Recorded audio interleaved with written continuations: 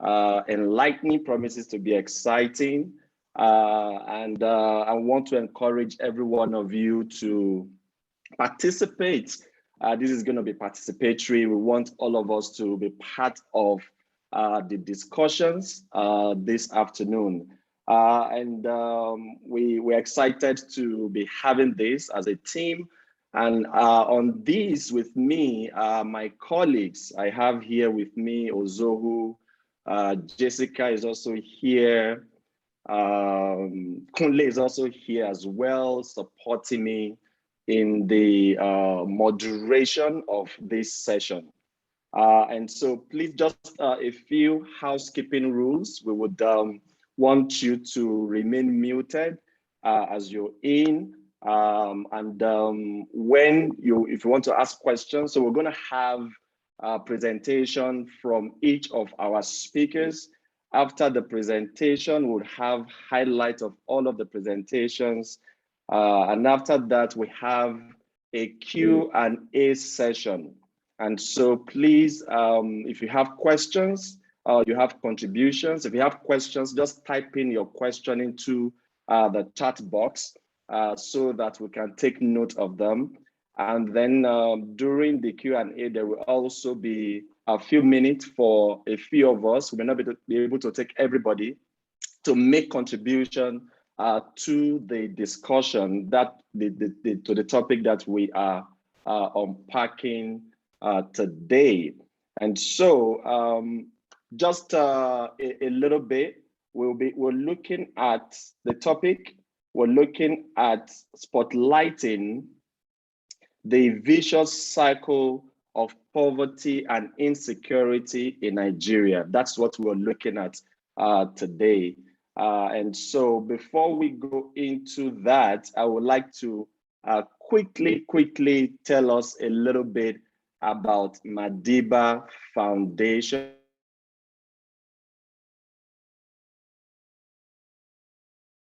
Coming in contact with Madiba Foundation. Madiba Foundation is a Pan-African non-governmental organization which seeks to promote social equity in the process of development for the Black race and other excluded groups. In the foundation, we have a flagship project called ONN, Organizing for a New Nigeria, where we are looking at giving ascendancy to youthful energy, skills, and vision in Nigeria's democracy. So it's a platform that we're developing for young people in Nigeria to come together and pull their resources together, their skills and their energy for the advancement of our country and for the birthing of a new Nigeria. And one of the thinking behind that is that beyond just having conversation and beyond complaining about bad governance, we want to see how we can actually take that to another level. And we're trying to say that while we continue to participate, while we'll continue to have this kind of discussions, while we'll continue to hold government to account, we also want to, in a practical sense, bring young people together where we can actually be involved in driving development, and in also ensuring that our leaders keep to their promises while in office. And so that is a thinking behind ONN. And so our vision essentially is a continent that Africans everywhere in the world can be justly proud of. And for us to be able to reach that continental level, we need to start from our country, Nigeria. And so we are setting that platform where we can come together to drive development, drive economic growth, and drive change for a better country.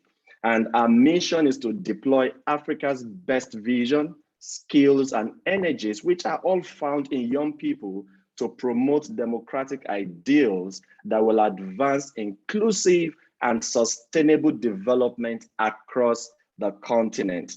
And just to share very quickly with us, we have this model that we are employing to be able to meet our goals and objectives. And we call it the MAIN model, MAIN.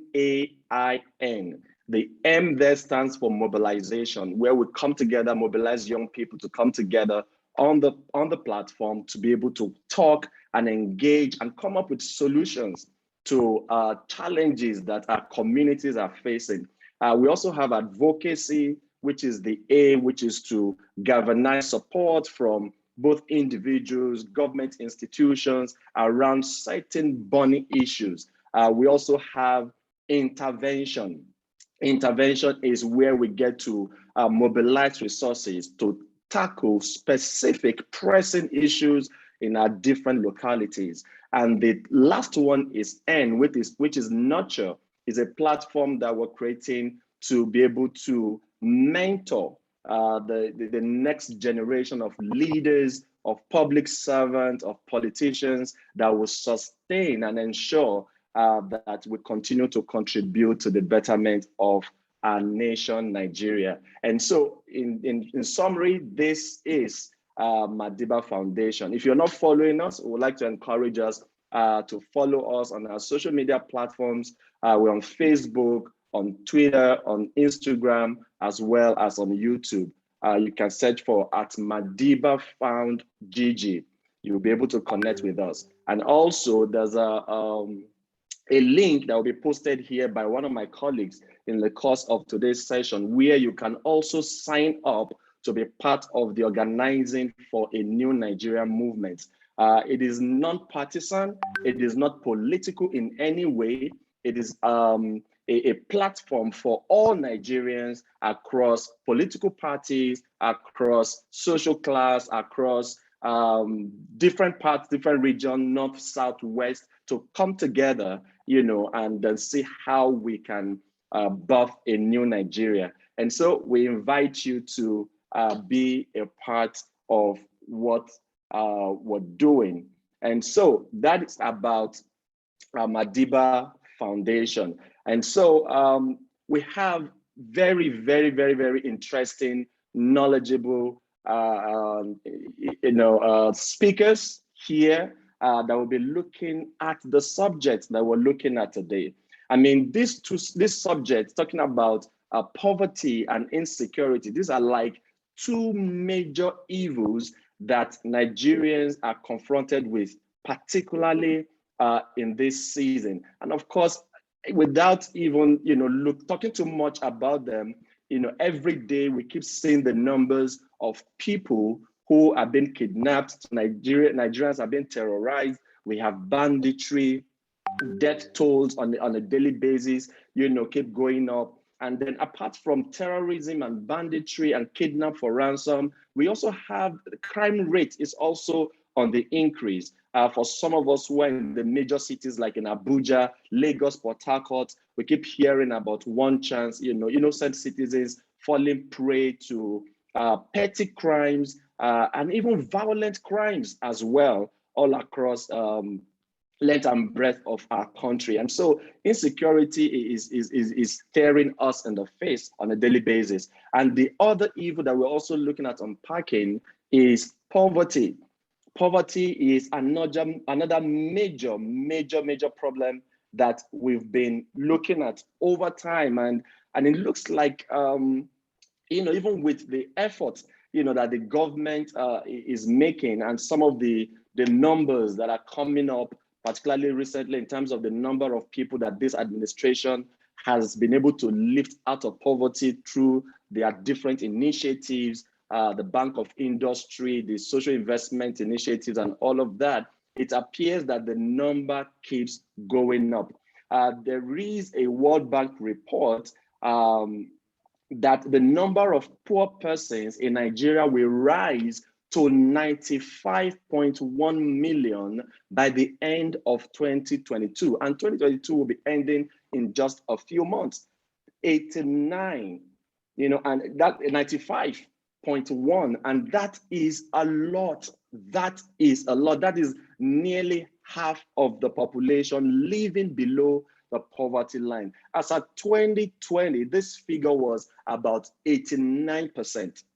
About 89%. And so we have seen a significant increase in that figure despite the best effort of the current administration. And we're looking at how these two social problems, reinforce each other. We want to unpack, that cycle, how we want to look at how insecurity is fueling poverty and how poverty is fueling insecurity, and how we can, what we can do both as citizens and as government to resolve these issues, because we are in that space now that we can no longer wait, just, sit back, and wait for politicians and for government to resolve our issues. It is important for us as Nigerians to also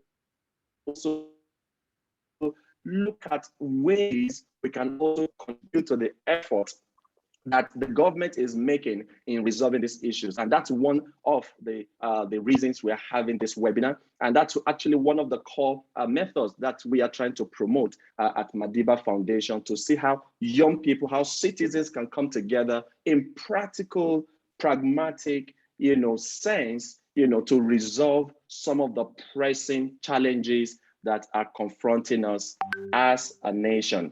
And so very, very quickly, I would like to introduce our speakers to us so that we can get started. And so we have 3 speakers that will be looking and unpacking the subject that we're looking at today. The very first person is Dr. Tobi Oluwatola, who is the Executive Director of CGID. CGID is Center for Journalism, Innovation and Development. He leads a team of 60+ professionals in 5 countries to promote democratic accountability in West Africa by strengthening the media. He has 16 years of experience in policy, economic, and financial analysis in the 4 continents. In 2010-2011, he led a youth movement of over 200,000 volunteers to support the presidential campaign of Nigeria's anti-corruption star, Nuhu Ribadu. The group now known as the Reformers continues championing active citizenship. Dr. Oluwatola is a passionate advocate of sustainable development. He is the founder and board chair of Madiba Foundation for Good Governance. And so that's him right there. He is the board chair of Madiba Foundation for Good Governance. He's a youth civic participation and advocacy organization. He was a World Energy Council feature leader and helped start the One Young World movement as a pioneer ambassador. He holds a bachelor's degree in electrical engineering from the Obafemi Awolowo University, Ile-Ife, Nigeria, and a PhD in policy analysis from the Paddy Rand Graduate School, California, USA.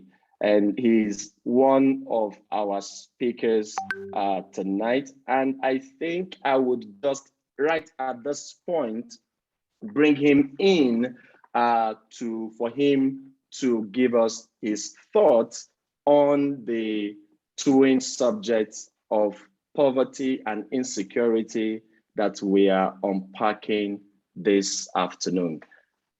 Dr. Oluwatola, are you ready for us?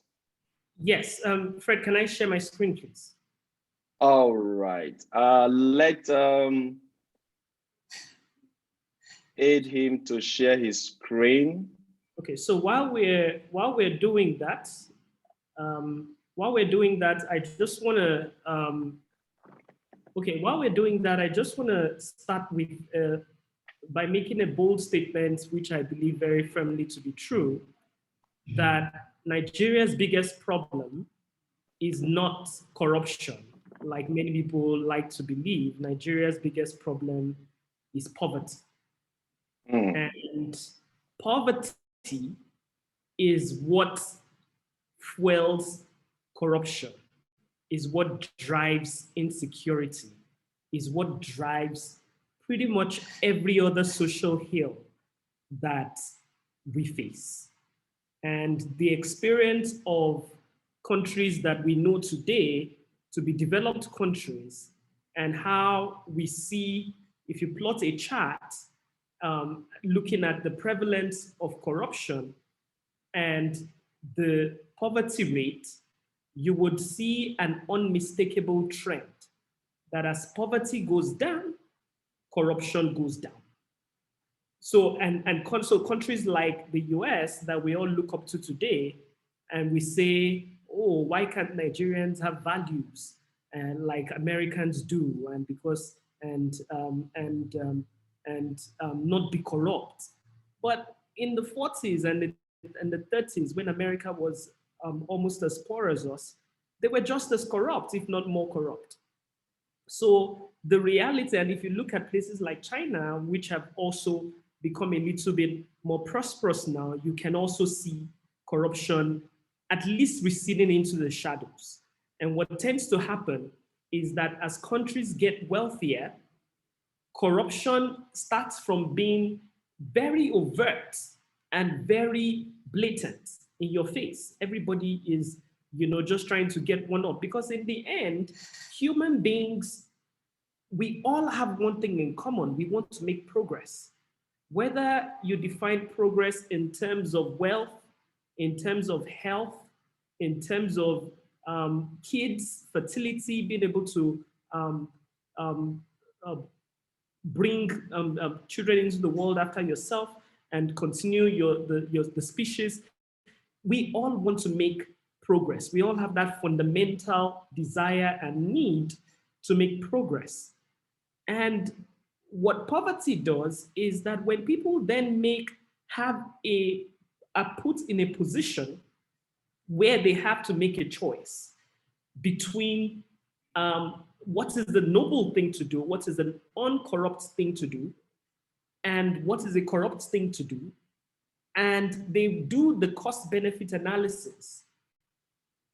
If I do the corrupt thing, I am not likely to get caught. So there is very little consequence. If I do the corrupt thing, I also make a ton of money, which lifts me out of poverty and makes me be able to make progress. Most people will make the rational decision to be corrupt. Many people will also make the decision to go be to take corruption to the extreme, which is a violent extreme. So when we're talking about the problem of insecurity, there is no way to divorce it from the problem of poverty. And the charts that I show here unmistakably also just show you, this is a chart just showing the poverty rates by states in Nigeria. And if you just move forward and you look at the chart showing killings by violent killings in Nigeria, you also notice that some of the states that are a little darker are very similar to the states that we indicated as poor. And when we then get to what are some of the underlying causes, both of poverty and of, a preponderance of idle young people who want to make an income, you then get into the question of out-of-school children. And you can also see from the chart here that some of these same states are essentially still, you see a trend.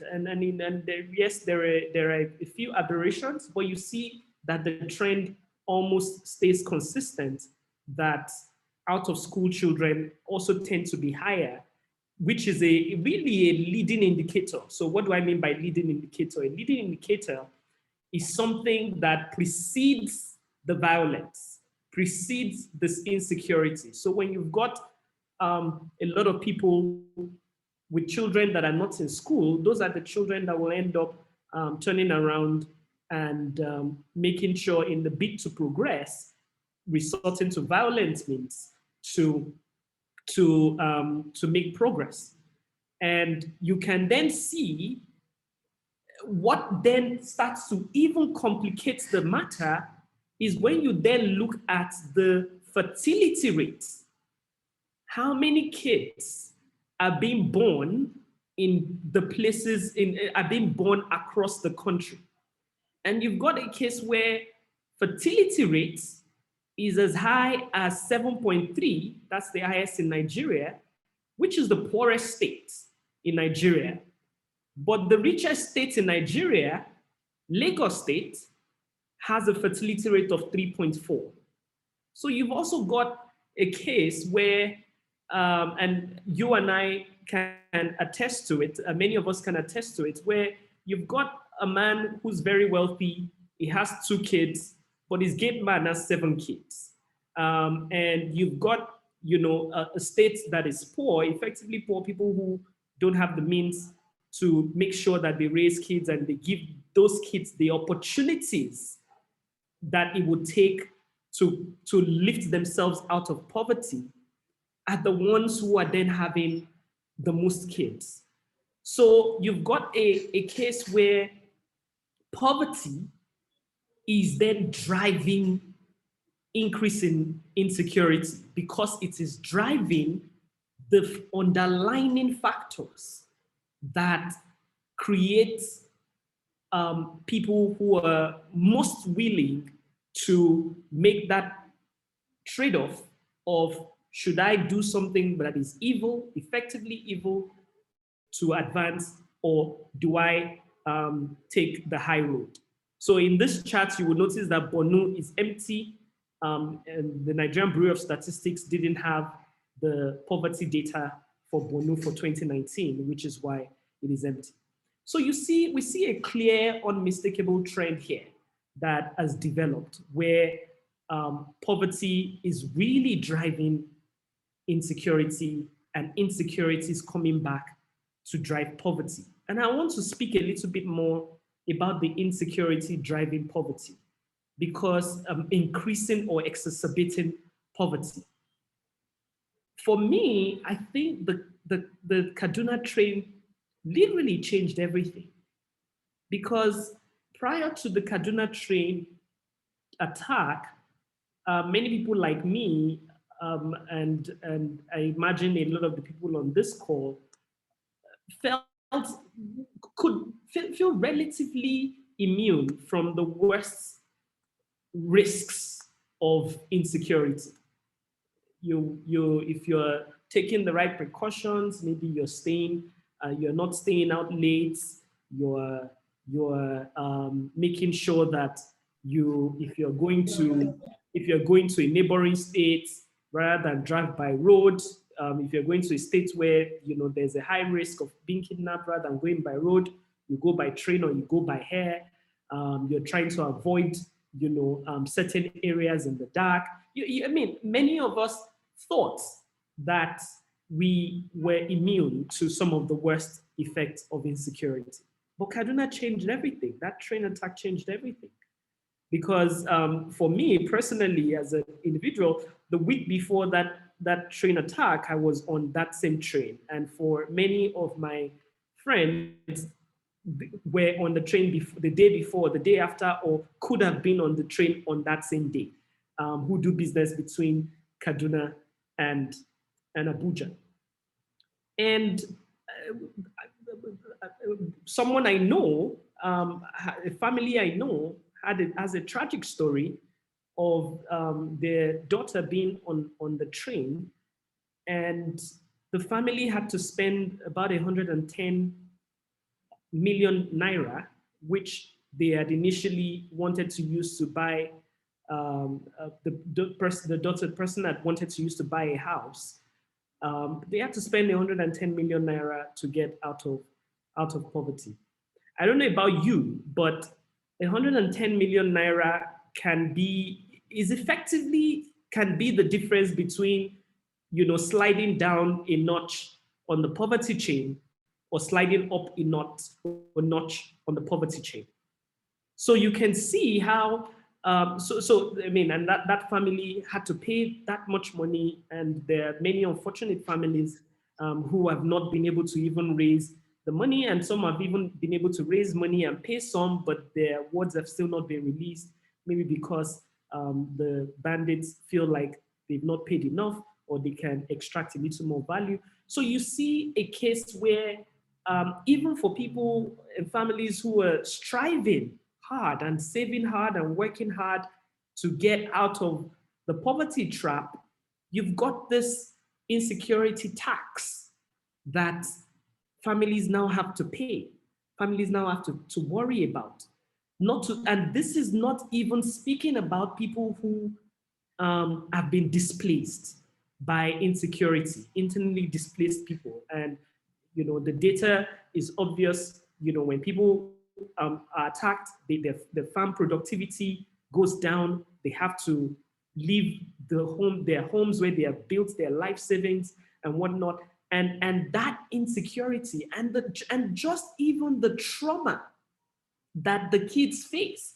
So when some mental health studies were done on the IDP camps, and one of the trends that we're seeing is that kids who have experienced that kind of violence are very prone to being radicalized, because now they see that violence, and that violence as is sort of been normalized for them. So they're not that far away from being, someone who can basically turn around and go do the same because it's been done to them. So we have a dire situation in our hands. I think my 10 minutes is up. I'm going to stop here, and when I come back later, we will get into solutions. How do we dig ourselves out of this hole in which we found ourselves? Thank you very much, Fred, and thank you everyone for listening. Wow, thank you, Dr. Oluwatola, for that brief, incisive, and enlightening presentation, even though at the same time, kind of really, I would say, scary. And honestly, I mean, this is our reality, each and every one of us in this room. Before now, just like you rightly pointed out, because sometimes when something is happening to certain people or part of the country, it's easy to just dismiss those things as, okay, it's happening to them, it's not happening to us. It's very easy to dismiss, that this thing is happening to them and it's not happening to us. But like you rightly pointed out, the Kaduna train attack just brought it home to everybody. And now we are now in a situation whereby it is no longer a problem that affects just a segment of the population or a part or a particular area in the country. It is now a problem that is affecting everybody. Another thing that that is also even palpable in the area of insecurity is the fact that nobody feels safe.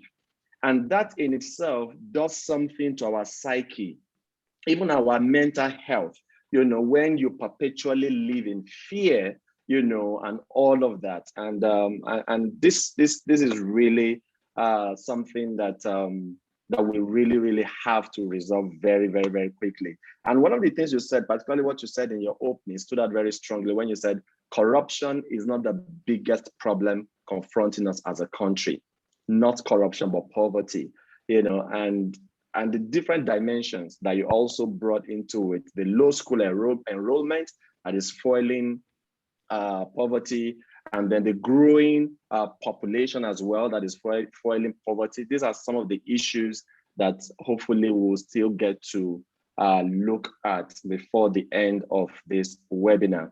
All right, and so right now, let me quickly introduce our second speaker. And so Dr. Oluwatola, thank you once again for this presentation. Let me quickly introduce our second speaker for today. Her name is Elor Nkereuwem. She is an adjunct lecturer and a PhD candidate at the Johns Hopkins School of Advanced International Studies at Washington, D.C. Her research focuses on gender, discourse, and political violence. She is an award-winning investigative journalist and has recently completed visiting fellowships at the Henry L. Stimson Center, as well as Transparency International Defense and Security in Washington, D.C.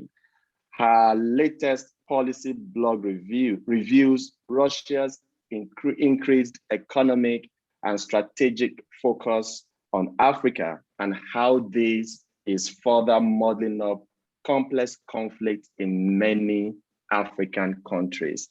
Join me as we welcome Elor. You're welcome, Elor. You're welcome as she makes her presentation. Thank you, Fred. And thank you, Tobi, for your interesting presentation. May I start with, thanking the Madiba Foundation for this opportunity to have a conversation among peers about, poverty and insecurity, especially within the Nigerian context. Please let me know if I'm sounding loud enough. Is this okay? Okay. So I'm going to take a bit of a controversial position here, which kind of contradicts what Dr. Oluwatola said, which is that the simple correlation that we tend to see, or the assertion that of causality between poverty and insecurity, or poverty and violence. The reason I take that position is that poverty may correlate with violence. Poverty is a social condition that correlates with many other structural factors in the society. But to make that assertion that poverty causes violence is something I am simply not able to make, because it does feel like on some level we tend to criminalize poverty. Because a person who is poor doesn't necessarily want to kill you. And a person who is poor doesn't necessarily want to commit crime. And to associate a social condition with outcomes of crime is problematic to start with. If we have a conversation around how poverty interacts with other social factors to make people predisposed to violence, I would say that is more tenable as far as I am concerned. So my very first position today is to say that poverty does not cause violence. It may be associated with violence, but it doesn't cause violence. And I know it's logical to say that if a person is poor, then you want to try and alleviate the problem of that poverty. So perhaps entering into violence would be one way to alleviate your poverty.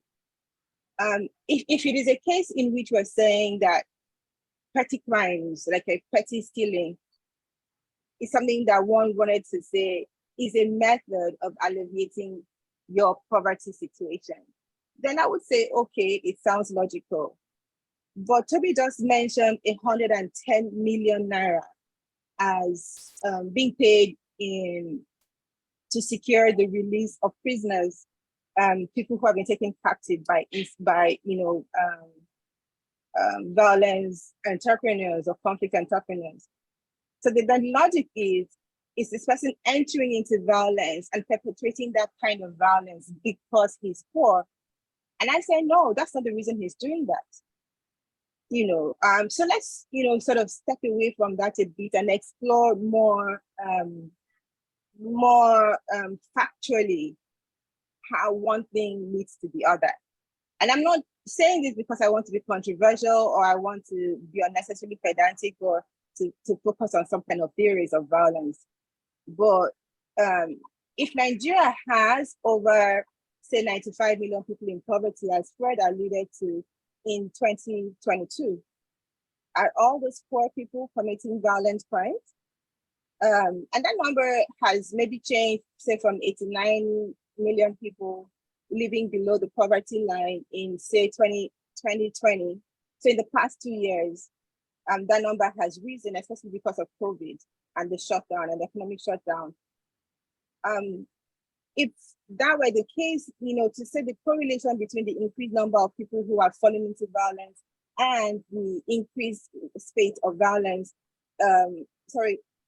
people who have entered into poverty and increased rate of violence will try to correlate those two and say this is causing this thing. And it's simply not necessarily true. So one of the ways I would like to explore this rather, is to explore poverty as a factor that, like Tobi rightly pointed out, can create opportunities for people to be recruited into violence. Not to say that it causes it, because then that criminalizes just the state of being poor. I would say that again, because people don't enter into violence because, and the cost of entering into violence is pretty steep. If I wanted to start a sustained violence campaign, that sustained violence campaign costs money. And there's a degree to which even the entry bar is so high. So for people who want to participate in violent conflict, you have to have some way to afford to enter into that violent conflict. And even when we say, okay, maybe the person does need a knife, to steal something from someone, we would categorize that kind of violence as, as minimal, as, kind of petty compared to the kind of sustained violence that has perpetrated Nigeria on a whole. There's a degree to which that kind of violence that we have in Nigeria isn't a function necessarily of poverty, but is a function of some other stronger factors that require a high level of economic empowerment to be able to sustain it. So if I wanted to then define what we mean by poverty in this sense, perhaps we want to define poverty in terms of, whether or not you are below or above the poverty line, in which you're saying, okay, so you're surviving on less than $2 per day. Or perhaps we want, in that case, we're talking economic deprivation. Or we want to define poverty in terms of unemployment and underemployment. Or we want to define it just in terms of, economic decline. How was the situation last year and how is it this year and has it changed? In that case, then we start to think about these human beings that are actually poor. Because sometimes we tend to, we're talking about a concept of poverty and then we somehow forget who those people are. And I find it very interesting that in a country that has had sustained violence for over a decade, that we can have a conversation around how it suddenly became real to us because people were kidnapped on a Kaduna train. And it sort of shows how detached we are sometimes as people who are elites from the lived realities of everyday people in Nigeria. You're telling me that for 10 straight years, that people had been killed, people had been displaced, and it just didn't become real to us until someone that we know was kidnapped, or a situation that we normally find ourselves became, we now saw the real possibility. And it should caution, we should bring some caution to us to ask ourselves, at what point is my empathy desensitized, so that when we are done talking about the problem of Nigeria, we can live in it, we can acknowledge it without necessarily experiencing it. And that is an aside, but let's talk then maybe more fruitfully around how poverty interacts with other social factors and structural factors to cause insecurity or to encourage insecurity. Of course, Tobi has already alluded to the availability of people to be recruited into violence. Because of course, in a case where you're making that risk calculation of whether or not it is useful to you to enter violence, as opposed to, restraining yourself from violence. If the opportunity cost for you, if violence, works better, then you are going to take that option. If somebody approaches you and says, I can pay you to do so and so and so, then you enter into violence. And like Tobi alluded to, most people are logical. And even in cases of, say, extreme issues, say like suicide bombing, in which you would imagine that suicide bombing is illogical, there is a degree to which suicide bombing is very, very logical, because it aims to achieve a certain thing. And insofar as you can achieve that thing, then it is logical for you to kill yourself. So in this sense, most people who take on violence are able to calculate the risk involved in stepping into that space. And that brings us back to, what are you giving up to be able to do that? And so if you don't have a job, for example, or a viable source of income, perhaps you can say, if I enter violence, maybe there is a possibility that I can make some money from it. In that sense, sure, then violence, is perpetrated because of the degree of poverty or the degree of insecurity, or the degree of, say, unemployment or underemployment that you face, which is, some level of economic deprivation, right? On the other hand, poverty tends to associate itself with other societal issues. One, let's talk about access to justice. If you have access to justice as something that is for the privileged few, we tend to see that causes the kind of grievances that makes violence viable. Because if I'm not truly grieved about a situation, why would I want to go and put myself in danger? It's not really logical. But if I have grievance that overshadows my preference for life, then I can say probably yes. Then violence becomes a viable option. And so access to justice is one thing that we see causes that vicious cycle that we think about, and we see all the time in violent situations, where itself is a self-reinforcing factor in the perpetration of violence and in the sustenance of violence. Because as long as you continue to have a situation in which the justice system does not serve you, then you are willing to retaliate, and to continue in that path. Another thing is the lack of political opportunity, which fuels, violence. If my community, say, produces oil, and yet my community doesn't have access to oil, and my community doesn't have a say in how policies are made to affect the use of my natural resources, perhaps that makes me more predisposed to wanting to enter violence. In that case, my risk calculation for entering violence is based on that problem, that my poverty and my lack of access to the elite structures in society have not allowed me to be able to have a voice, to have a say in how things are done in my community. Consequently, I can take up arms, and we can then start to talk about the Niger Delta problem in that sense. So you see, the question that we should be asking ourselves now is, to what degree does poverty cause grievances or contribute to the formation of grievances that can lead to sustained violence? Because it is that sustained violence that is a problem. It isn't so much like violence. Violence is perpetrated everywhere in the world. Big cities have violence. Developed countries have violence. But it is the degree to which it is both organized and sustained. Then it becomes a problem. Because it is at that point that you start to talk about how violence affects, economic status, or the economic status of a particular country. And we can then come back and say, that vicious cycle that we were referring to, in which we say poverty causes or contributes to violence, and violence then also contributes to poverty. I think that at that point, you start to see how that plays out when the violence is sustained, and it is organized. So I think, so my 10 minutes is up, but one of the things I just wanted to highlight very quickly, and I know Tobi had said he wanted to talk about solutions earlier, but I don't want to leave this without saying, so what? So you're making all these theories that violence does not cause, poverty doesn't cause violence. So what causes violence then? And why is it that we tend to see a perpetration and an increase in the levels of violence in certain communities?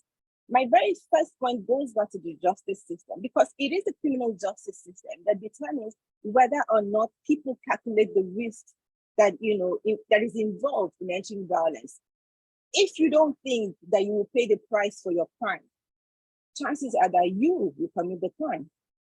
And so, insofar as there is no deterrence that is like a structure of deterrence within a community, within a society, we can be assured that violence and other forms of criminal activities will continue to rise. So it comes about, at the end of the day, to the structure of deterrence within every community, whether it is at the level of military deterrence or whether it's at the level of policing deterrence, in which you're saying you cannot just get away with committing this crime. There is a judicial system. There is a structure that prevents you from committing crime. That is how modern societies work. But then people in modern societies don't wake up and obey the law because they feel like obeying the law. They obey the law because the cost of committing crime is too high and they're not willing to pay that price. And we can bring that down to poverty, to the violence in Nigeria, and using violence as a form of crime. If people don't pay the price of committing crime, then they will continue to perpetrate violence.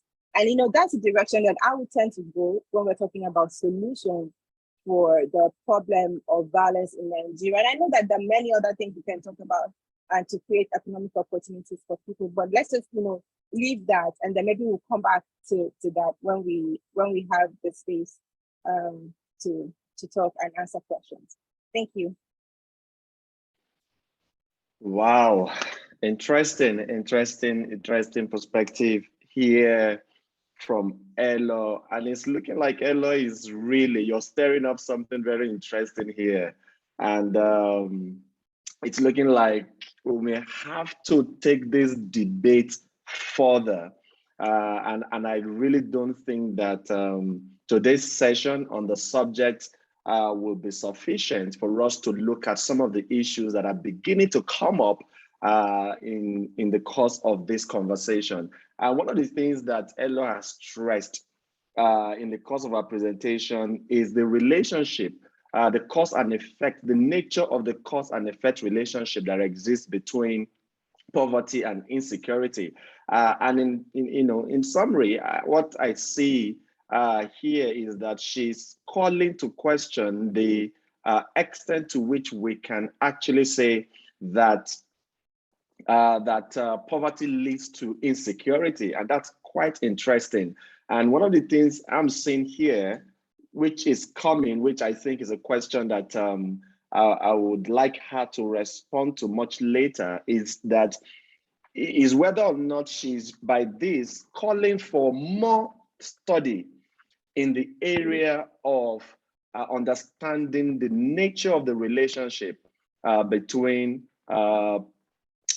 poverty and insecurity before we come to that place where we can say indeed that poverty has a causal relationship with insecurity. Thank you so much, Elor, for this submission. There will still be time. We'll still bringing you back where you will speak more into this, and then hopefully some of the speakers, especially Tobi as well, and Adedotun when is making this presentation, will also speak further into this. And some of the issues that will come up from this particular webinar, we're going to take note of them, and I believe that they will become subject of further conversations on this subject. All right, because the issue of poverty and insecurity, they are not what we can resolve or we can exhaust at just one webinar. And that is why I want to use opportunity to tell all of those who have joined us today to please try and sign up to be part of ONN, Organizing for a New Nigeria, and also subscribe to our newsletter so that you can always, get information about our other events that we're going to be having, and especially the webinar series that we're going to continue to have. And so right now, let me welcome our third speaker for this webinar. He is Mr. Adedotun, who is a social entrepreneur and public policy enthusiast. He's the co-founder and CEO of Roving Heights, a Nigerian bookstore chain. He previously worked in management consulting at a Big Four firm. He was an Acumen Global Fellow in 2013. He has lived and worked in East Asia, leading business development for a renewable energy company, and still consults for renewable energy companies today.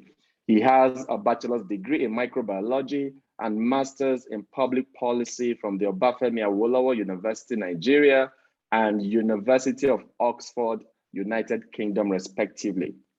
He sits on the board of the Commonwealth Drone Partnership and is a trustee of Madiba Foundation for Good Governance. He is married with 2 kids and once submitted Mount Kilimanjaro to raise funds for the Down Syndrome Foundation. Everyone, please join me as we make welcome our next speaker, Adedotun Eyinade. You're welcome, Datun. Thank you very much, Fred, for that kind introduction. Good afternoon, good morning, good evening, everyone.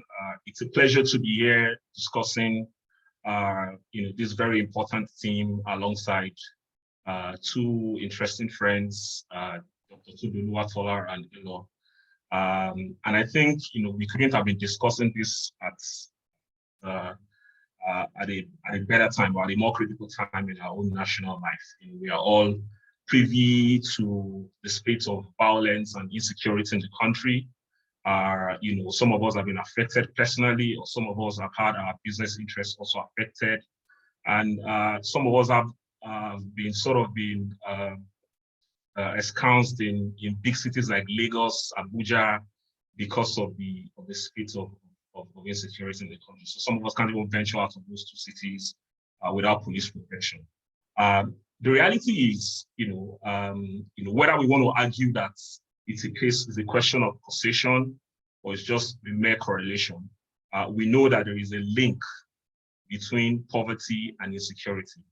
And if you cast our mind back to Nigeria, we can say, at least even in recent memory, that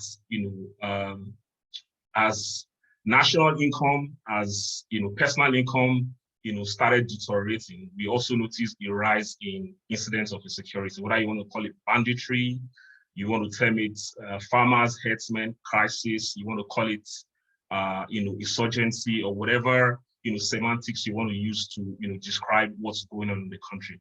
Now, I don't think that we need to expend additional resources establishing that poverty causes or is responsible for insecurity. Like I said, we know that there's enough scholarly effort that has gone into establishing that link.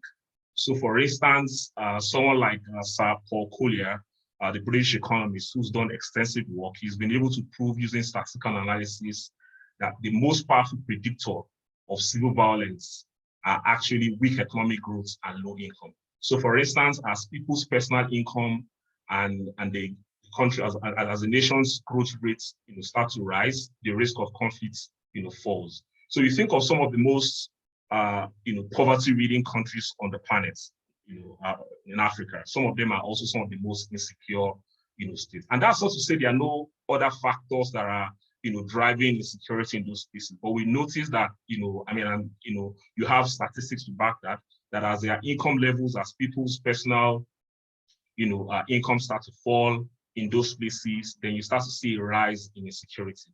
So for instance, you think of the Northeast, where for more than 10 plus years we've had insurgency. If that particular part of the country were a standalone country, it's likely to be one of the poorest places on the planet. And so the factors that that predispose people living in those parts to taking up arms as a way to sort of right wrongs or injustices that they think have been meted out to them are also directly associated with the fact that some of them have very little to live for in terms of just their personal their personal. So you see, you find even non-academics, someone like Susan Rice, saying that she's used a term called death spiral, to describe that link between how people that are poor are also very predisposed to violence, or societies that are deeply poor, that are poverty-stricken, are some of the most places that are vulnerable to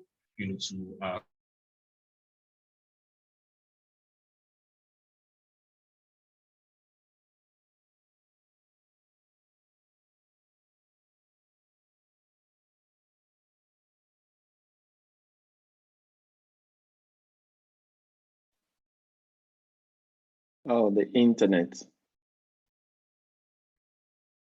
Let's hope we're able to get him back. Okay, looks like we lost Adedotun. Yes. Yes. Let's hope he's able to join us back very quickly. So while we're waiting for Adedotun, I think I'll just make one further point. Okay. I'll make one further point, and Elor, I'm very grateful for those very clarifying insights that you make. But I want to make a point to highlight why I think Kaduna changes everything. Because it really matters to whether or not you can get out of youth poverty if the elite is comfortable to go invest. And the minute you shrink the spaces to which the elite, where money is comfortable going, then it changes everything, because it's going to exacerbate an already existing problem, and that's the context for that point. And we can talk a little bit more about that a little later. But Adedotun, you have. Thank you. I mean, sorry about that little glitch. So the point I was trying to make around, that sort of analogy between what you might call the vicious, circle of poverty, and how you could say, there's also that, compelling, logic between how, societies that are most poverty-stricken are also likely to be societies where you have, weaker institutions. And because they have weaker institutions, they have, tends to have very poor governance structure around their security infrastructure, right? Because they don't have strong institutions in the first place that can deliver security to the people, then it means they find it even difficult to police their borders. So you think of what the Constitution says around, I think it's section 14B, that says the primary objective of government is the welfare and security of the people. So it means that, when governance fails, when, government is not able to deliver, in terms of providing, welfare for its people or to deliver security, then it means it has failed. So you think of the societies that are the most poverty-stricken on the planet, and of course, Nigeria tops the charts, like on the African continent particularly. You realize that there's a correlation. I'm not saying that because we're poverty-stricken, that's why we have, weaker institutions, but the correlation between societies where you have so many poor people, you're likely to find, in those societies, very weak institutions that can deliver, the benefits of governance, what you might call dividends of democracy. And so because they are not able to deliver that, it's likely that they will not be able to police their borders. It's likely that the apparatus of state coercion, police, the military, will not be able to adequately, protect the citizens. And so when that happens, the people become unsafe. And you see how when people feel unsafe to go to their farms, to use that very relatable example, you see how that delivers, deepening poverty for people in those communities. They're already poor, they're already struggling, but now because they are bandits that are levying war against them, they can't go to their farms, or they need to raise millions of naira in ransom to be able to pacify these, marauders. So it means then that, they are further driven, into deeper poverty. Some of them might actually leave their communities and become tenants in internally displaced camps that are that litter the length and breadth of Nigeria. So the reality is that even though social scientists will not agree that there is a causal link between poverty and insecurity, we know for a fact that insecurity and poverty are correlated. Now, having said that, I think that it is important for us as a nation to admit that for now that at the point where we are, that the chickens are finally coming to roost. Years where Nigeria, the country as a whole, has delivered very little in terms of providing education to its teeming citizens. The years of underinvestment in healthcare, the years of investment in just creating economic opportunities or creating the conducive environments that can allow private capital to grow and deliver, prosperity to the teeming masses of this country. Those years of those underinvestment are now starting to lose. So you think of the fact that, if you think of the country that has like the most number of unemployed people, perhaps like on the planet, on the continent. I beg your pardon. I don't know why I keep actually saying on the planet. It's Nigeria, right? You think of the fact that we have one of the highest number of out of school youths, on the continent. Nigeria also would take the cake for that. And so the years of those underinvestments in healthcare, in education, in security, they're now starting to come up to roost for us. Now, so if you want to address the problem, so my friends we spent time like analyzing, quoting those dismal statistics. And as I think was Karl Marx that said that philosophers have succeeded in, is it interpreting the world, the point however is to change it. I think for us, the broader question is how can we, address between problems of poverty and insecurity, right? Whether we want to agree that it's a causal link or it's just a mere correlation, and that there are other factors driving, insecurity for it. So for instance, if you talk to people who are in the climate change space and, ask them for an explanation as to why we have an increase in the spate of conflicts between farmers and herders, they're likely to say, oh, it's because, the lake chart is shrinking. That a couple of years ago you're likely to, and the length of Lake Chad is about maybe 15,000 square square miles or square hectares. Like I'm not an expert in that field, but now it's really really shrink, and you find that in the quest for people to have water for their farms and their cattle, they have to move southwards or downwards, and so that's increased the spate of conflict. Yes, there's that correlation as well. But the point is, how do we ensure that we take a very holistic view that would ensure that while we're if we have limited resources, just like every society has, just like every individual has that budget constraints, what are we likely to focus our attention on, right? Are we going to deploy the limited capital we have, harming the security operatives or ensuring that we retool the apparatus of state coercion, or are we going to ensure that we focus on just improving the welfare of the people and reducing poverty? And of course, that's not to say we've not had efforts at alleviating poverty. That's growing up, that used to be like the sing song of politicians, alleviating poverty alleviation. But I don't think that has delivered the goods. So I think that I'm looking forward to that point. I know the time is short, so we are talking about what should we focus on first? Should we be tackling insecurity or should we be tackling poverty so that Nigerians can feel safer or Nigerians can feel more prosperous? Thank you. All right.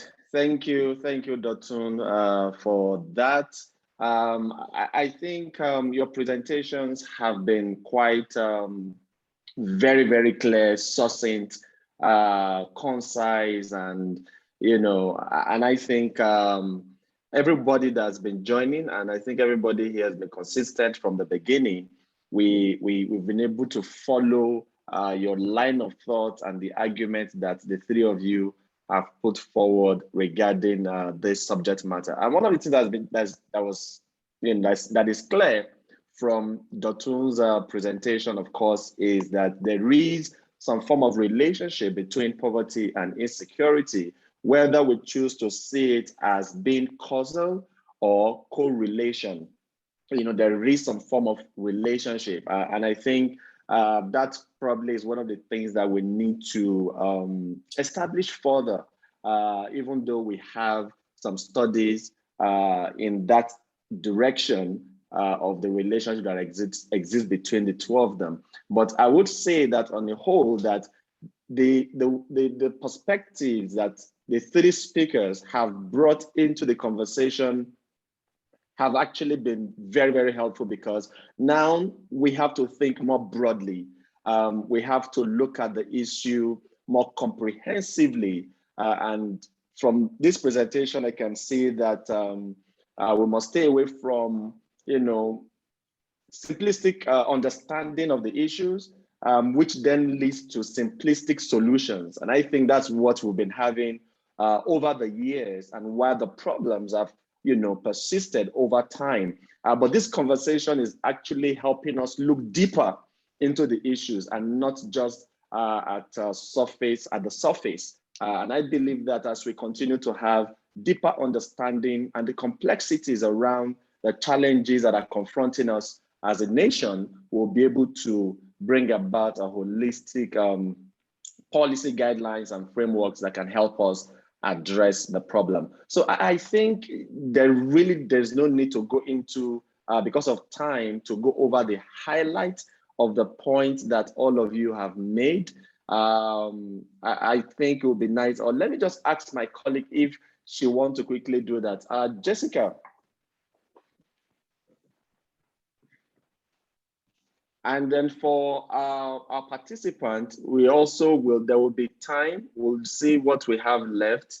We'll just give maybe 2 minutes for as many as we can take for you guys to make your contribution. But Jessica, are you there? Yes, sir, I'm here. All right, so do you want to quickly just run through some of the highlights from our speakers? I feel as though it would be a whole conversation, Okay. right from the top again, but they've been very interesting points. And I think we all followed and we got like the whole idea and how there are different perspectives to look at even just poverty, the definition of poverty, like Elor said, we have to really understand what it means for somebody to be considered in that bracket, and just even seeing the trend, like Dr. Oluwatola mentioned, there being a trend between poverty and insecurity and even fertility. If you have more mouths to feed, then of course you're going to keep, living below.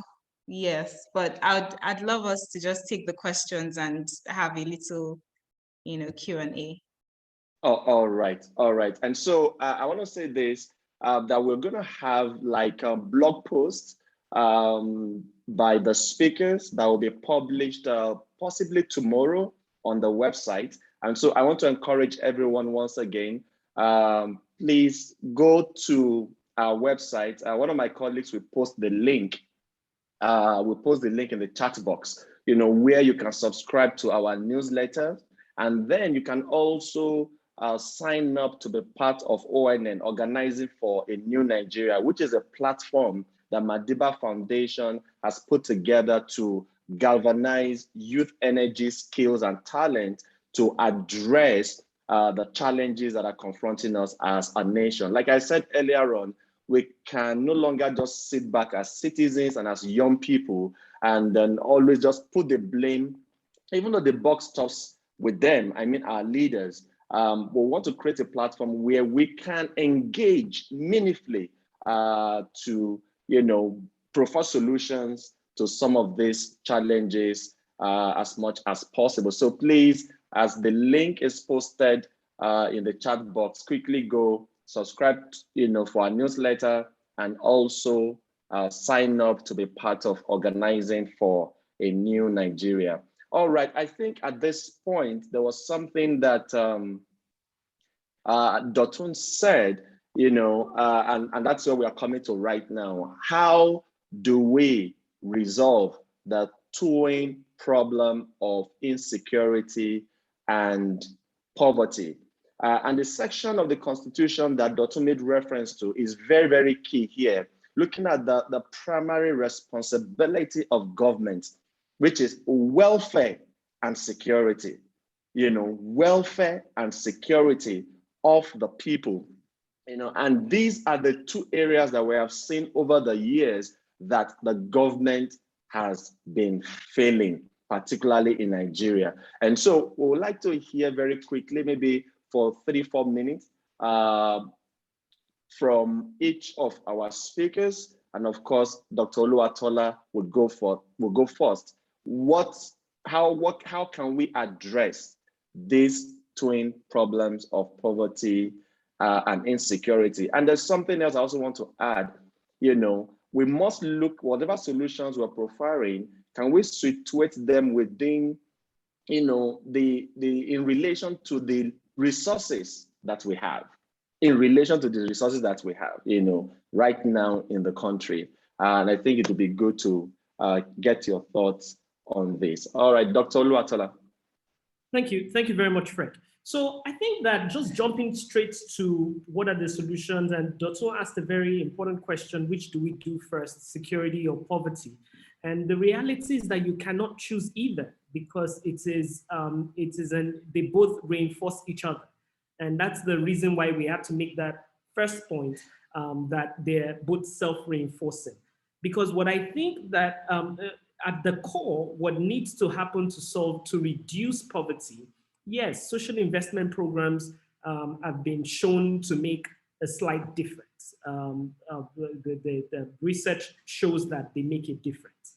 But ultimately, what sustainably lifts people out of poverty, as Clay Christensen and his team have pointed out, the Fosa Ojomo, our fellow brother, our brother in the US, from Harvard, as they pointed out, that ultimately what really lifts people out of poverty sustainably is market creating innovations that allow lots of people who couldn't consume certain things before now have access to consume those things.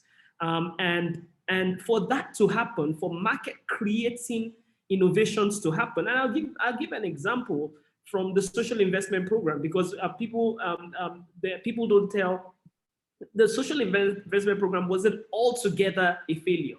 I think the people who, some of the people who worked on it saw and did some studies on it, and we are also about to do a bit of a proper assessment. But we found cases where some of the monies that were being paid to some of these poor people, they saved and used to buy things like blenders, to set up a bit of a blending business. And you had women, particularly women, creating productive uses with their savings from the investment. And there were even cases where it was realized that most of the time the women then started lying to their husbands that the money wasn't paid to them, it was paid directly to a cooperative, so that they could save enough money and their husbands wouldn't take the money that they could use to make a productive business to start to gradually get themselves out of poverty.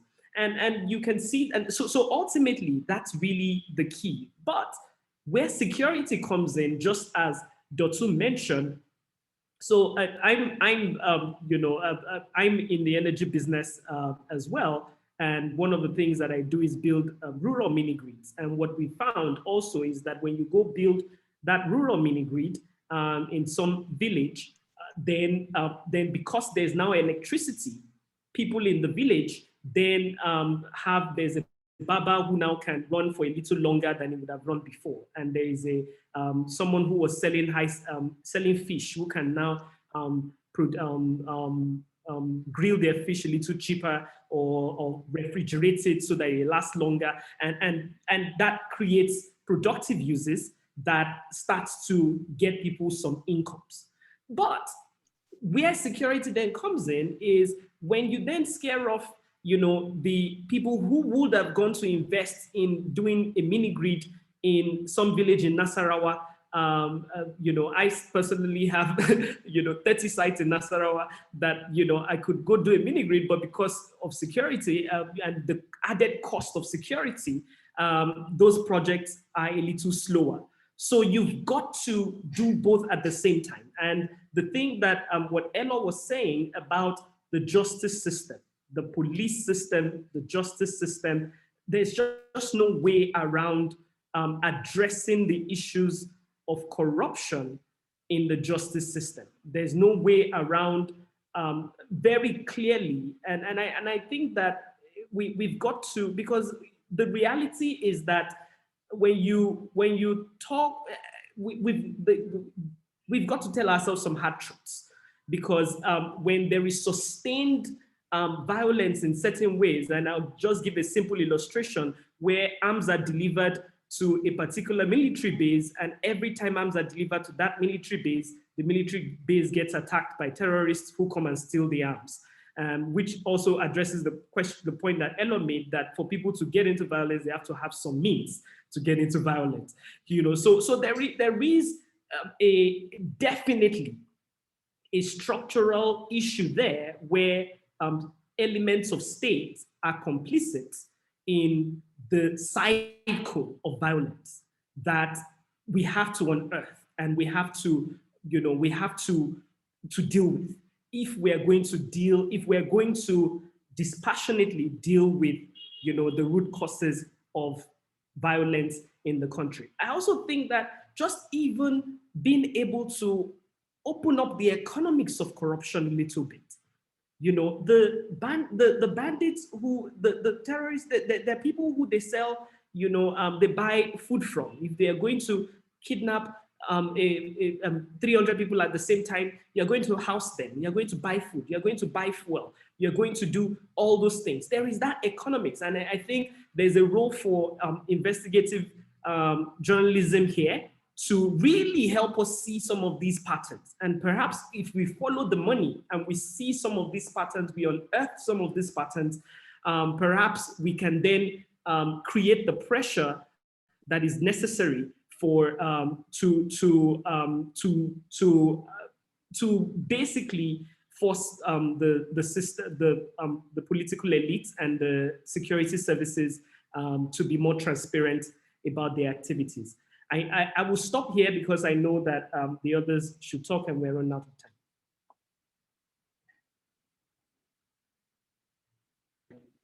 time. Sorry, Tobi, please, before you go, I wanted to speak a little bit more into, there was something you were saying, about when you were making reference to the Kaduna train attack, about certain spaces, certain things happening that would then get the elite to start paying attention to the problem. There was a way you were hurriedly, because Dotun had come back then and you hurriedly concluded it. But I think it would be good if you can speak a little bit more into that. Thank you very much. So the point I'm making, and I was going to make, and I think it's an important, it's a crucial point, because when the elites now see, so make a blanket statement, and I think it's a statement I believe very strongly, even though I don't have the evidence for it. I don't have the evidence to back it. I think Nigeria's biggest problem, one of Nigeria's biggest problems, is that Nigeria's rich are no longer investing in Nigeria, where our economics are concerned. Capital is running away. Right now, even our banks, majority of the money that is saved in our banks is saved in foreign currency. So when you don't have when the elite lose confidence and money loses confidence, it's a problem because it exacerbates the cycle of poverty. So what the impact of Kaduna was that it now tells the elites who would have probably have otherwise have invested and stayed to invest in Nigeria. It now tells them that, hey, your best bet is to japa and to just go to the US and sit in US and not come back to Nigeria. You can do your studies and your advocacy from the US or London and so on and so forth. When that loss of confidence is important because it reinforces the cycle, the vicious cycle that we speak of. All right, thank you. I'm glad you started speaking into how to break the vicious cycle, because that's one of the questions that we have here. Mercy, one of the participants of FUYA here, is asking, how then can we break this vicious cycle? And she also would like the speakers to drop their social media handles. Please, the team, if you can help us do that, and then if the speakers can also do that, that would be great as well. Or we can get our team to help put that in the chat box. And so we're going to continue to address the other speakers will also speak into it. How do we break the vicious cycle? And Maxwell, go on. I see your hand up. It's been up for a while. Don't worry, you're going to be the first participant to contribute very, very shortly. Mfon Edet said, wonderful presentation by Elor. I agree with you, Frederick, on more research on the relationship between poverty and insecurity. The findings will most definitely differ. She said, personally, I strongly believe that bad leadership and corruption are to blame for insecurity and poverty. Mercy also said that I currently live in Kaduna, and to be very sincere and honest, stepping out of these states from all points is not funny and easy. To travel has become a phobia for most of us. Using Kaduna as a case study, we are going through amazing urban renewal, but the rural areas are dying because there are no basic infrastructures, and so aided by insecurity. Everyone is converging at the city center because those in the rural areas believe that the golden goose is in the city, and so would like to have their own share of the cake. Thank you, Mercy, for sharing this very personal experience with us. And I think it's also good for all of us, including the speakers and everybody here, to look at these different areas. What I was saying earlier on is even the psychological impact, the mental impact of insecurity and poverty around us, what it does to our mental well-being, cannot be overemphasized. And that's what we are seeing here. And there's also another problem that we're seeing. So the twin problem of poverty and insecurity are now kind of leading to other problems. They are leading to other problems. So now we have a case of rural-urban migration. And we've always had that, all right? But it looks like insecurity is reinforcing it. Insecurity is making it worse. So we have a lot more people running away now from the rural areas, and they're coming to the urban centers where they believe is safer and all of that. And that will, further exacerbate even the challenges that we have in the city centers, like petty crimes and all other, kind of criminalities that we've been experiencing over time. And so there is indeed like a ripple effect of this problem. And I know there will be another session where we'll be able to take a holistic look at these challenges. Matthew said we will continue to invest heavily on insecurity if we fail to solve the issue of poverty. I mean, that's a brilliant thought right there, that we'll continue to put money into insecurity if we do not address poverty. Mufon also said another angle to the narrative, we must tackle poverty first, or which one do we tackle first? Or that she will say we should tackle both at the same time. Yes, address the two of them at the same time. And that's one of the points that Dr. Oluwatola made, that we can't choose one over the other. We must find ways of addressing the two challenges at the same time. All right, let me pause here with the comments from our participants and quickly go over to our second speaker, Elor, to help us, just her recommendations on how we can resolve these twin evils. Thank you, Fred, and thank you, Tobi, for putting together that argument around the fact that we simply can't choose one over the other, because both they are self-reinforcing. Cannot really separate them. And Dotun says something about the role that the government has to play. And the primary function of the state or of the government, which is to provide welfare as well as security.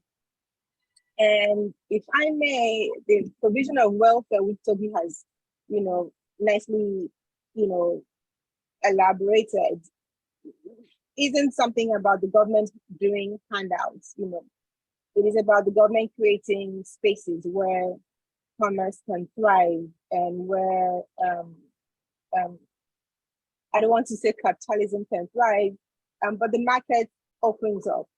But the market cannot open up if there is no security. So unfortunately, if we speak about Tobi's interesting idea, of which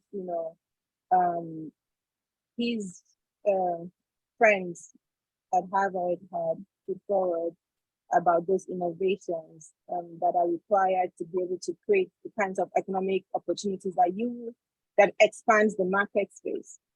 In that sense, you would only be focusing on certain demographics, right? So you would be able to focus on, say, the urban areas, which, as Fred just highlighted, are already stressed are already stressed, and are only going to become more stressed as people move from the rural areas. But we see that that insecurity thrives when there are ungoverned spaces. Those ungoverned spaces are mostly in those rural areas where if a group comes out and commits crime, it retreats and reinforces itself in those ungoverned spaces and in those rural areas. So as much as the market innovations, of course, naturally we want to say those are areas to explore as a way of dealing with existing poverty, because of course you're not going to then ignore the economic needs of the people. But my emphasis, of course, naturally, and this is my research interest, is in the security issue. And I find it interesting that Adedotun says that the social scientists who study these issues emphasize that poverty doesn't cause it, but he sees a correlation. And even though he is not an expert, he would like for you to then still center in that space and say there is a correlation, therefore it must mean something. But the social scientist is telling you that this is not the thing that is causing this. So if that's the case, then perhaps let's listen a little more and figure out how to work that out. Because this correlation isn't going to show you the mechanism through which poverty leads to this. It's only when you decide to look deeply to see how this happens, then you can find solutions within those mechanisms. You find places of intervention within those mechanisms.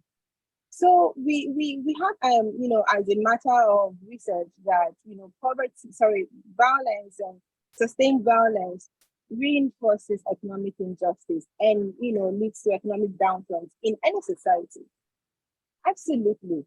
But it's interesting that if we then look at, say, northern Nigeria and see how things have changed, a community or an area in Nigeria which the social demographics have always shown that it is performing more poorly than other parts of the country. But of course, that has become increasingly worse. And it has become increasingly worse because of the level of insecurity. It isn't necessarily that the poverty has led to insecurity or so much as that it is insecurity that has further deepened poverty in those spaces. And the other aspect of this is, why is insecurity thriving? In spite of, nobody is doing well, or so it seems. Unfortunately, it isn't true that nobody is doing well. There is a conflict economy that has grown in the past 10 years. That conflict economy is, let's discuss it in like three spaces. One is the military establishment that continue to sell arms, continue to resell arms that have been stolen from the government and have been sold back into the black market and have now been, it is an entire cycle of profiteering from the conflict. And it goes back to the justice system that the government has to identify who is profiting from this sustained violence. Because as long as we need to understand how expensive it is for the government to continue to fight against all this group. And somebody is gaining from it. And because somebody is gaining from it, it means that the government will continue, or that space will continue to thrive. Somebody has to allow it to continue to grow. So let's deal with that, and not dismiss it. It's interesting how also, say, if you go to Maiduguri today, that there is a dollar economy, which has been an outshoot from the influx of development, which has reinforced poverty in Maiduguri, where you go to take a hotel room. I was in Maiduguri a while back, and I was shocked at the cost of living.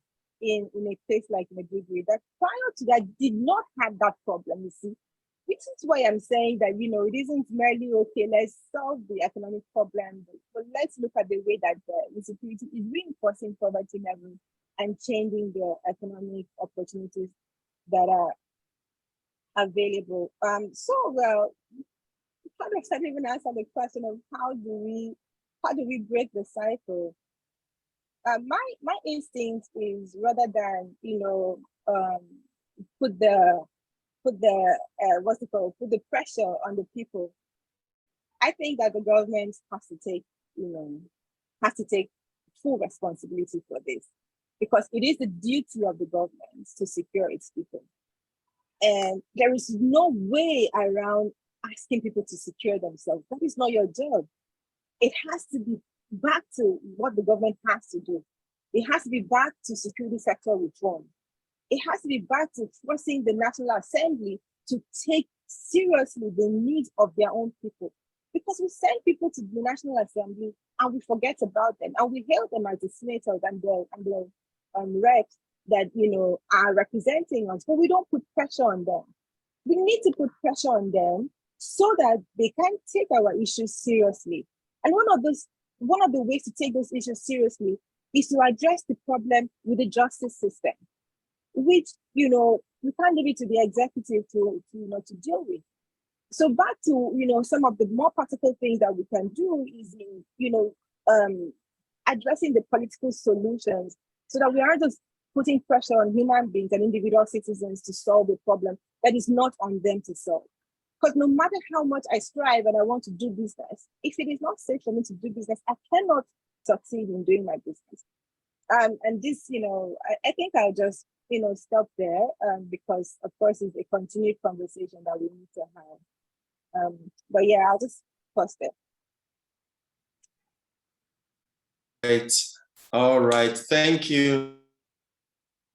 This submission highlighting the role of the government in all of this. And like you rightly pointed out, it is the responsibility of the government to ensure the welfare and the security of the masses. And so it's their primary responsibility.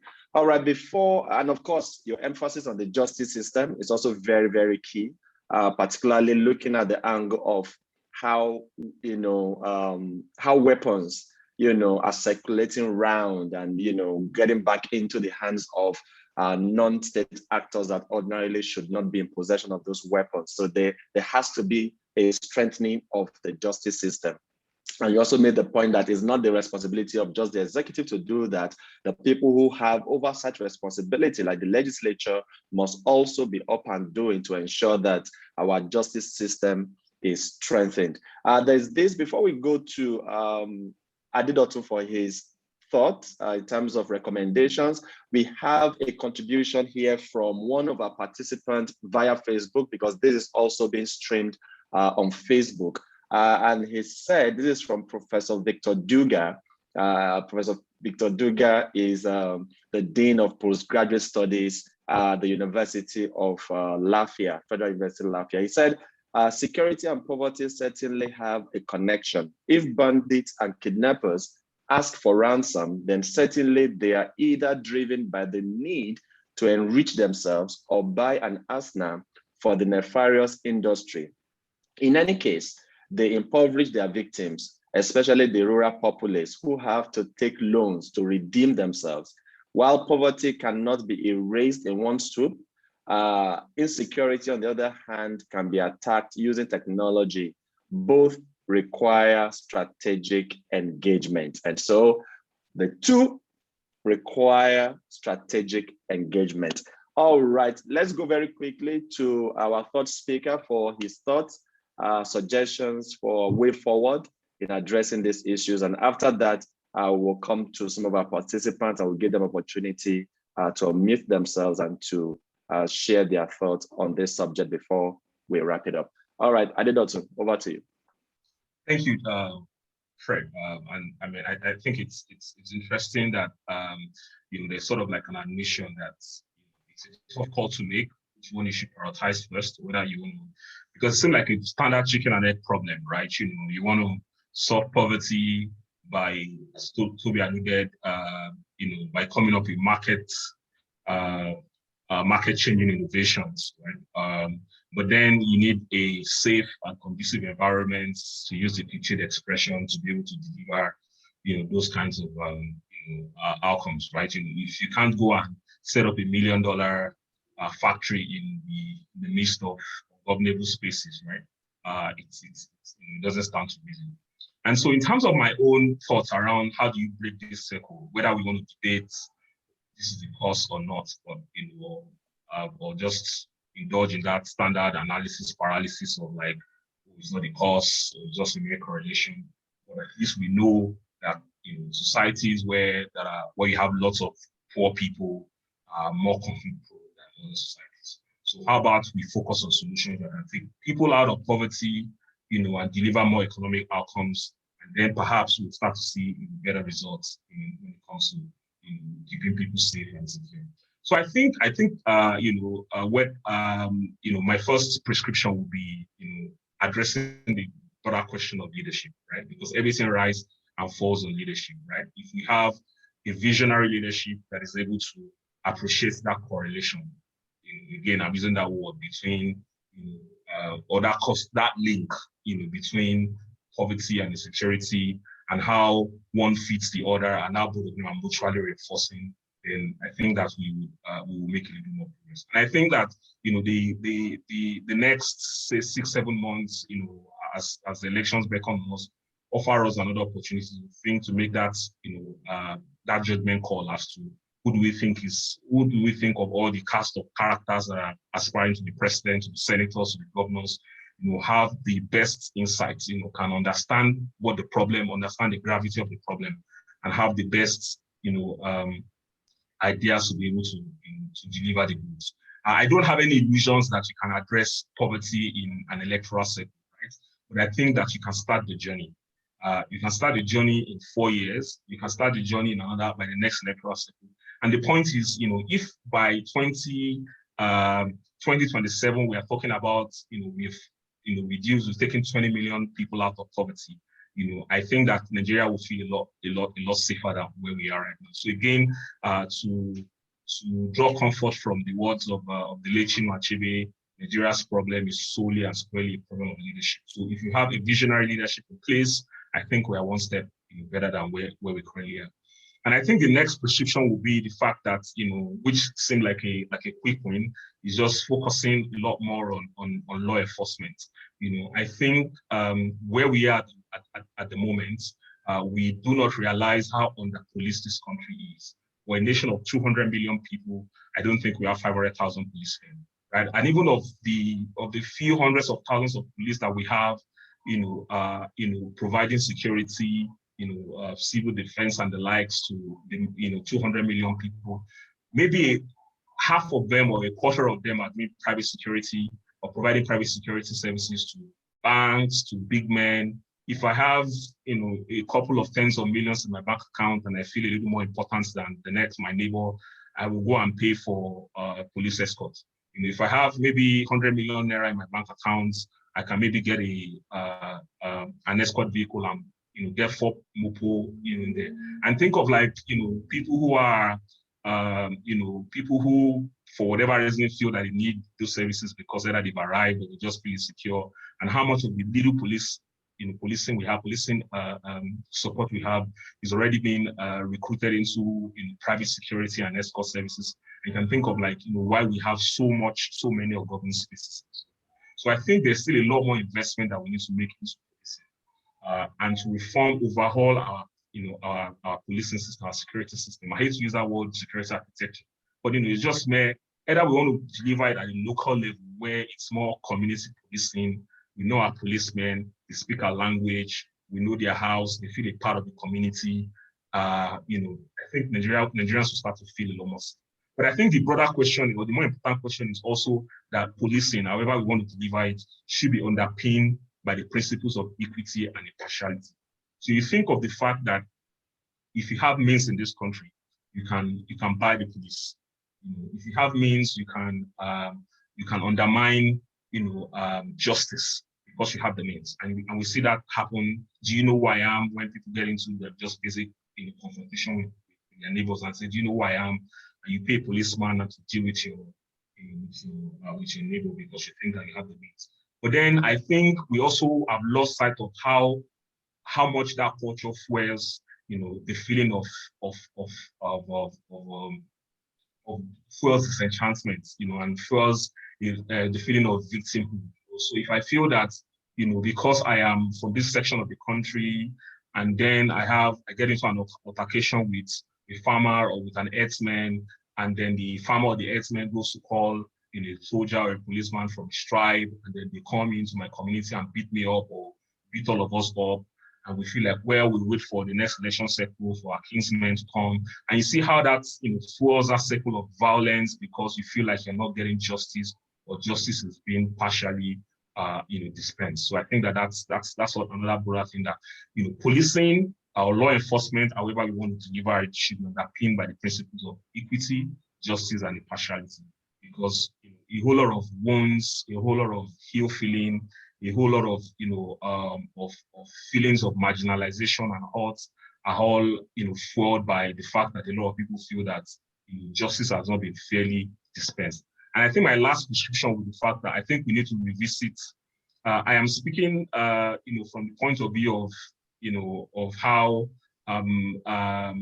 how society should organize. I think that we need to revisit the question of distributive justice. How do we allocate the little resources we have in society in a way that is fair? How do we address the questions of inequality?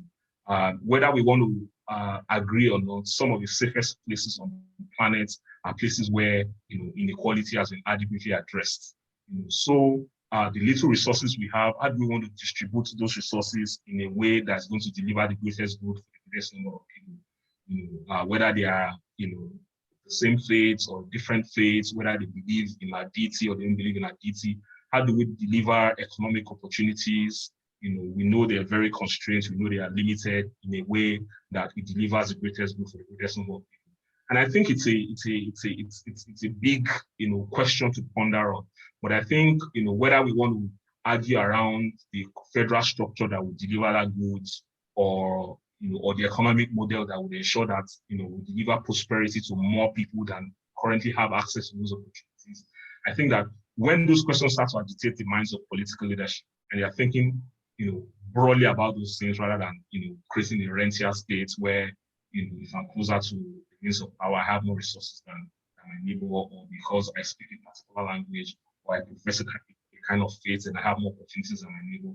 But when we start to think of the broader question of distributive justice, I think that a whole lot of pain and anguish that millions of Nigerians feel, and then they find, recourse in violence, or they find violence as a means of addressing those feelings of pains. I think that we'll have few of those occurrences. So, thank you.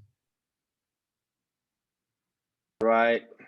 All right. Thank you. Thank you very much, Dotun, for your submission. And there was the emphasis again on leadership. It's the responsibility of our leaders to keep us safe and to ensure our welfare. And of course, you also focused on enforcement.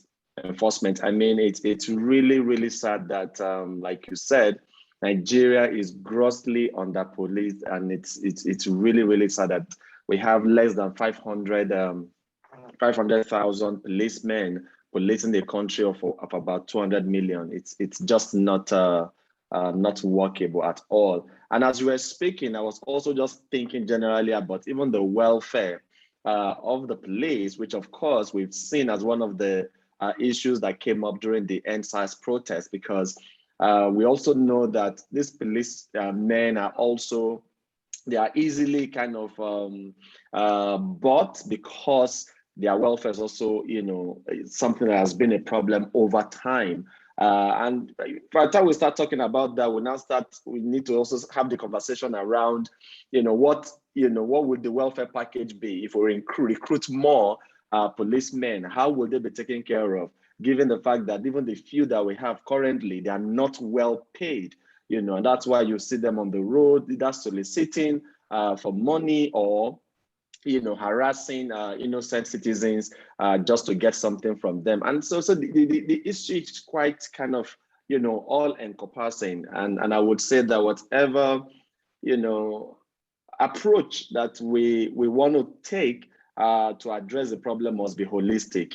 And again, it's also a question of leadership, whether we have a visionary leadership that would have a good appreciation of the enormity of the problem and how to address them holistically without creating another problem. And I hope that come 2023, as we go to the polls, that we'll be able to make the right choice because everything, just as all of you have said, rests on leadership.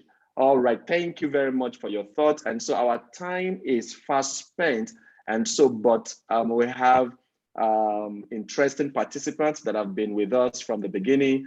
Their hands have been up. And so we're just gonna give Maxwell, Mfon, and Ame two minutes to make their contribution. So please try and keep your contribution within 2 minutes. Our time is fast spent. All right, Maxwell. Hello, good evening all. Good evening. Yes, thank you so very much for this opportunity. And first and foremost, I want to appreciate the conveners of this particular dialogue. I am so enlightened and I'm so inspired by the presentations made by our 3 speakers. And may God bless you all. For me, I think I always want to take a position wherever I find myself if there are 2 things in contention. And in this case, we have poverty and insecurity. As I have always said, for me, insecurity is the bedrock of poverty. Why I always advocate on this is because if you look at it, what we are witnessing in this country today is not caused by poverty, especially the rising insecurity situation.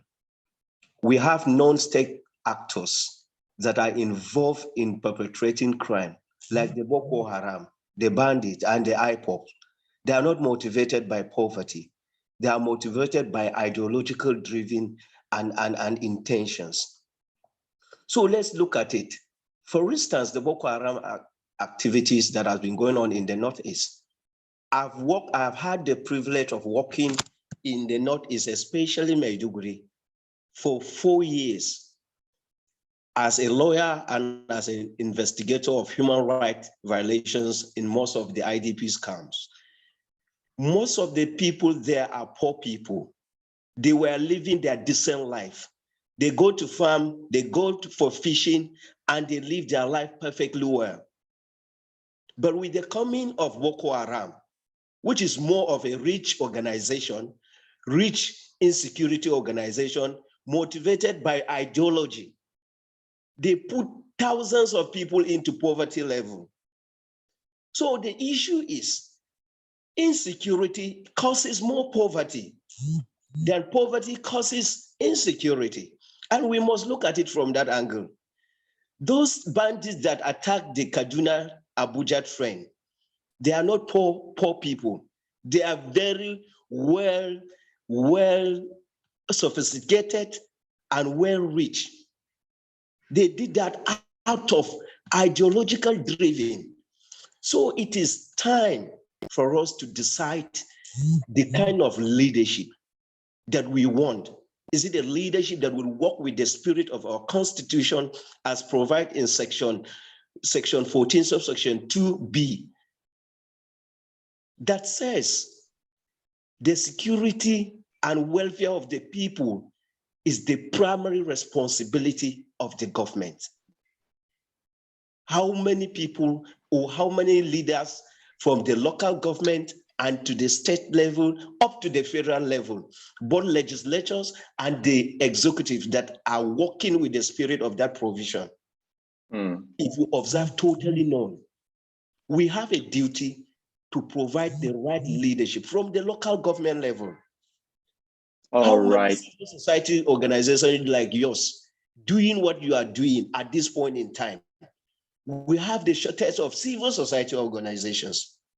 I'm from Plateau State. I've asked questions about the budget since 2015 up to this moment.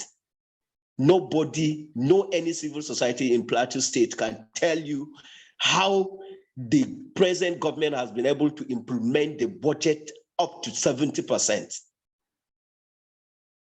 All right, Maxwell. With all the presentations. Honestly, we have the problem of leadership. Thank you so much, and thanks for the opportunity. Thank you so much for speaking so passionately about the issue in contention here, particularly how insecurity is now fueling and reinforcing poverty across the country. Let's move very quickly to Mfon. If you're there, please, you have just 3 minutes, maximum of 3 minutes. Mfon, are you there? Good evening, I'm here. Sorry, I'm just right. laughing all through. I was just kind of glad that you kind of gave me 1 more minute added, like against the 2 minutes you earlier said. First of all, I want to thank you all for this wonderful, putting this together. It's awesome. In fact, I'm so glad I bumped on it from, my friend posted and I just immediately added, and I've not regretted any bit. I've learned a whole lot and so many insights of so many things, and we have so many things to say, but little time, but I'm sure at least I hope, from the few that has been said, we've made a whole lot of points. I want to start from, I like it that Elor made mention of something, that it took the incident at Kaduna to happen for it to now look as if, oh, it's now a very big issue. This is an insecurity problem has been, it has eaten deep into our system that we just don't know how to tackle it. If it's, tackling it, I need to take a whole lot of work. And so let's not even expect magic. If we have a change of leadership and we have a very, very good leadership come up next year by God's grace, we shouldn't be expecting magic. We shouldn't expect that it would just a snap of hand and everything would be all right. Everywhere would be calm. We just snap a hand and every, poverty is erased. My other participant made something, mentioned the issue of up north, where it thinks that poverty, insecurity is to blame for, the agitations and all that. Now, if I look at, for example, in the Niger Delta, where we have all that, and we now had agitators coming up and causing insecurity in that area, would you say, I won't want to say that the poor people there were okay. There was something that led them to start agitating. Maybe probably the agitators now took it a different route, not really getting or fighting for the right of the people. The people there were neglected. A whole lot of things were happening. You're getting resources from there, but they are neglected.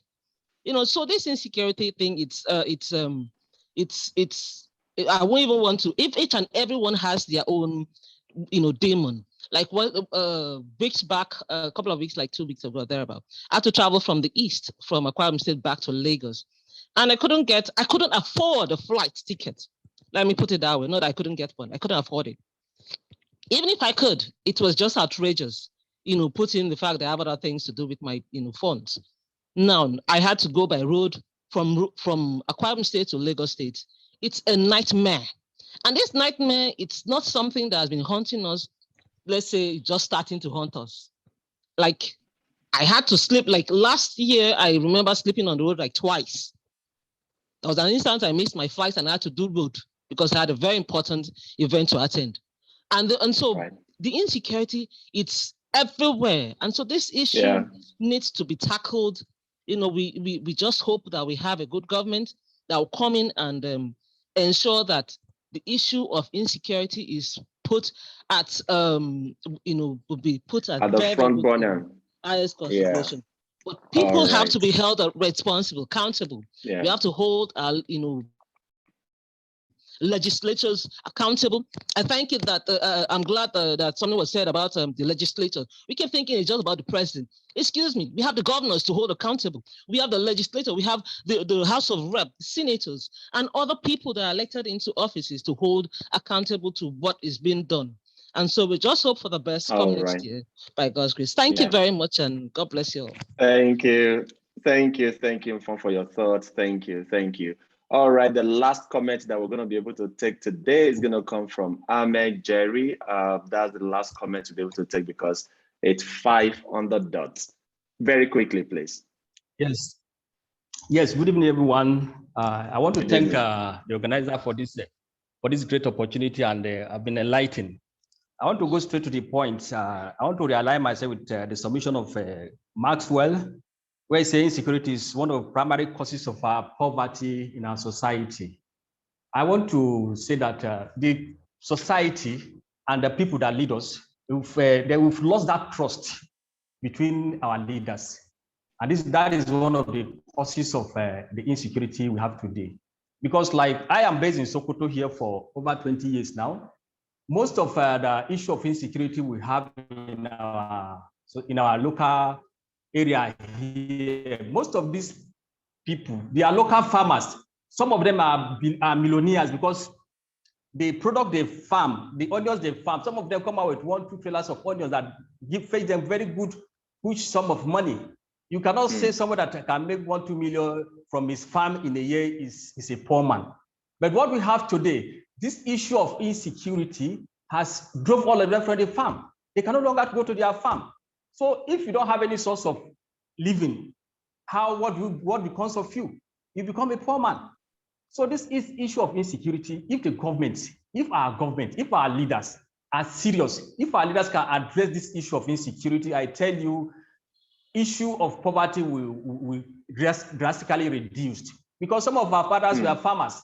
They put us through school, through their farming work, and at least they give us a 3 square meal in a day. But if you go to all sectors, all the area of this country now, people can no longer go to their farms because of issue of insecurity, and the leaders are not doing anything. They are quiet. They are not taking action. So my little submission is that our leaders are to be held responsible for this issue of poverty and insecurity in the society today. They've disengaged themselves from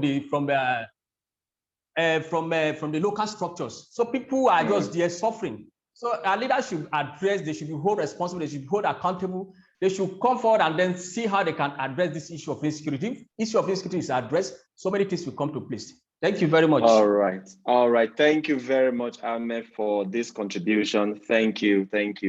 And Mercy, I see your submission on Maxwell's point. I think he referred to Plateau State and not Kaduna State.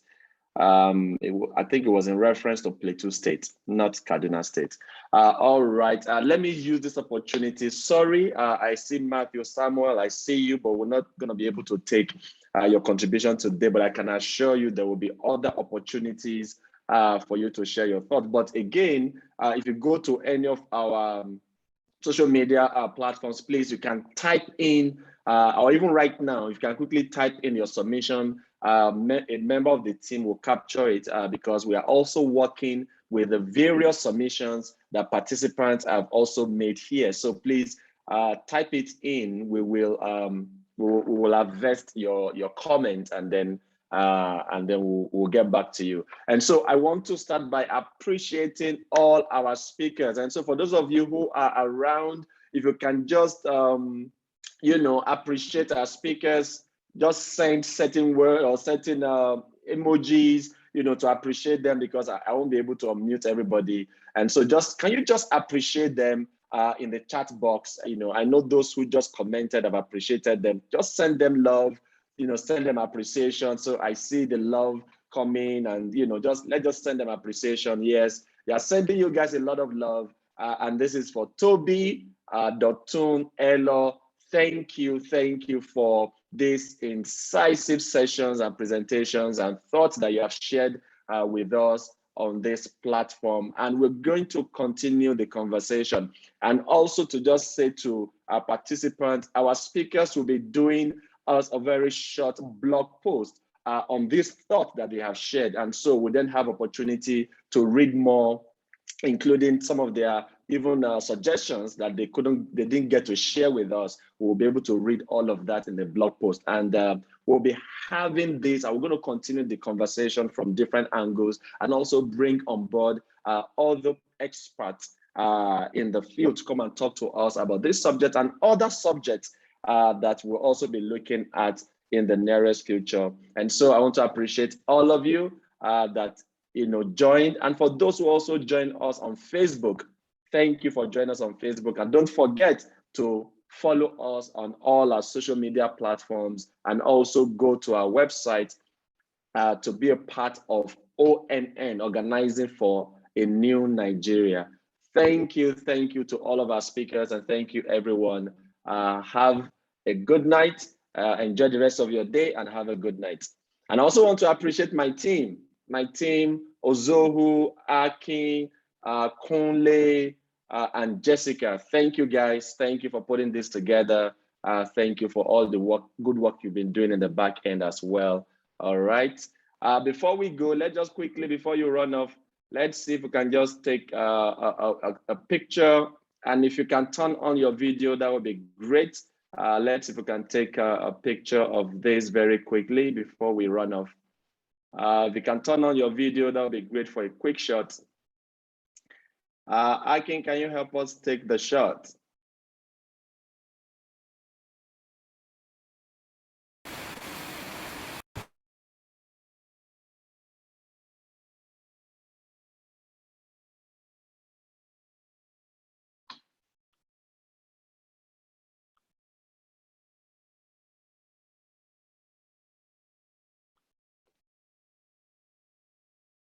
Is it done? Yes. All right. Thank you very much, everyone. Please look forward to the second edition of the webinar. I will be contacting you as well. God bless you and enjoy the rest of your day. And please don't forget to get your PVC and make sure you participate in the next election. It's very important.